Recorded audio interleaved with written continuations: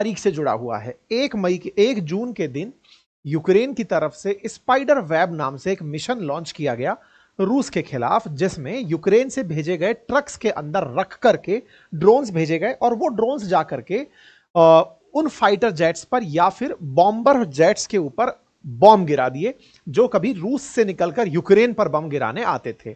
इस पूरी घटना को यूक्रेन के अनुसार 1.5 साल का समय लगा एग्जीक्यूट होने के लिए, लेकिन यूक्रेन ने यह सब कारनामा ऐसे वक्त पर कर दिखाया जहां एक और वेस्टर्न वर्ल्ड या फिर दुनिया के तमाम देश प्रयास कर रहे हैं कि रूस और यूक्रेन शांति स्थापित करें।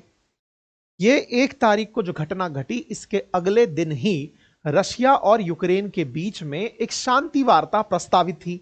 यह शांति वार्ता प्रस्तावित थी इस्तांबुल के अंदर। इस्तांबुल है तुर्की के अंदर।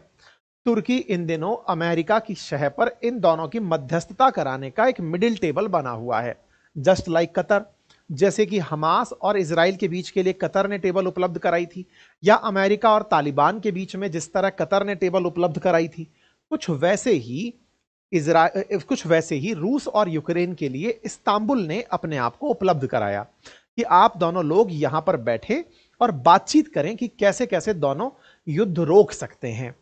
इस युद्ध रोकने की शांति वार्ता से 1 दिन पहले यूक्रेन ने यह बता दिया था कि वो इस युद्ध में क्या सोचता है, किस तरह से वो यूक्रेन पर, रूस पर आक्रामक हो रहा है। तो ऐसे में क्या यह अपेक्षा की जा सकती थी कि रूस यूक्रेन के लिए झुक जाएगा? यह तो मीटिंग के अंदर ही पता चलना था। लेकिन मीटिंग जैसी प्रस्तावित थी वैसे ही आयोजित भी हुई। 2 तारीख के दिन प्रस्तावित थी, 2 तारीख के दिन मीटिंग आयोजित भी हुई। एक बड़ी दुर्घटना या कहिए एक ऐसी हमले के बाद इस मीटिंग का होना, कयास लगाए जा रहे थे कि यूक्रेन ने जिस तरह से अपनी तरफ से ये स्पाइडर वेब के नाम से इतने सारे बम छोड़े हैं या फिर इतना सारा जो हमला किया है,